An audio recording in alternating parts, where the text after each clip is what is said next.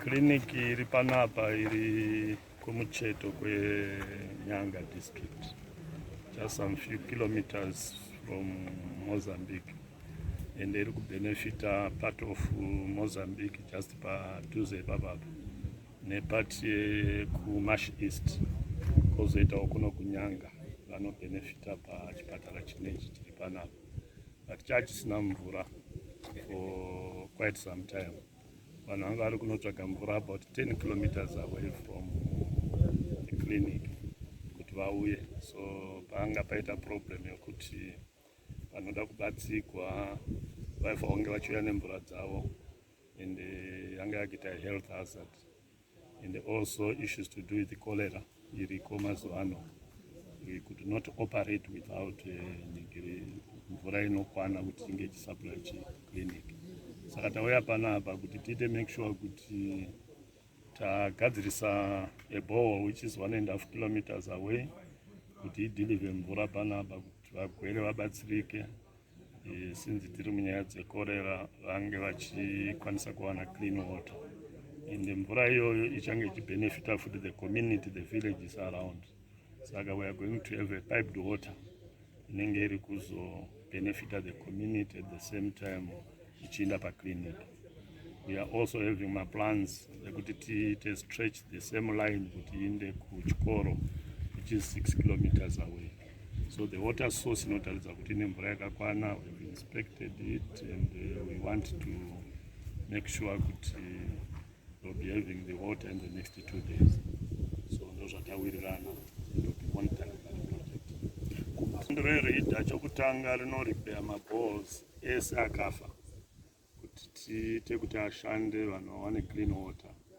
Kechipiri tine target yamunoziva takapiwa naPresident kubudikidza kwedu kuRIDA kuzinwa kuti tichere 35,000 boreholes, and isiso seRIDA we are into the same project. Nerumwe rutivi tine mariga anenge achitenderera achichera mvura tichiita maboreholes nokuita small irrigation. Saka nedonzvo raPresident rokuti hakuna anofanira kusara shure, plus nyika yedu inofanira kunge ichizviriritira pachikafu kuti tinge tine yatoti food security. Tiri kumhanya kuti pega pega pane borehole ine mvura yakati wandei inokwanisa kukomanda kairrigation kadiki, tiri kuzoenda kunofenza ipapo tobvisa system yanga iripo toisa solar, so that tobva tatocreate ka small irrigation toto vanhu vedu vari kuita ka small horticulture, at the same time vari kuwana clean water yekuti vakwanise kumwa nokutiwo mombe zvipfuwo zvikwanisewo kumwa futi. Saka iproject yatatotanga yatiri kumhanya nayo zvokuti kutaura kwatiri kuita iro gore rineri first quarter yatakapuwa third 100-day cycle yatinenge tichionekwa kunzi taita chii. We have already repaired 1,000 boreholes dzataita munyika yose, tichibatanidzawo futi nekotiri kuno kuti whilst zinwa ichiinda norumwe rutivi, isiso tiri kumhanyawo through the office yekwaPresident inova inoita house the RIDA as a department riri muoffice yaPresident. Tiye tichimhanya kunyanya kuma-areas ari critical, hatiye tichifunga kuti anotoda help tinobva tasvika sekuya kwatatoita kunoku kuti tiite make sure kuti tasiya mvura yaita kuti vanhu vabatsirike. Well, would say we've already repaired almost about 70% of the damaged boreholes, and we continue to repair. The only challenge we had was lack of space, but as I'm talking to you now, we've got adequate space to make sure that we repair all the boreholes. Dambudziko rakakusangana naro pano pachipatara nenyaya yekushaya mvura.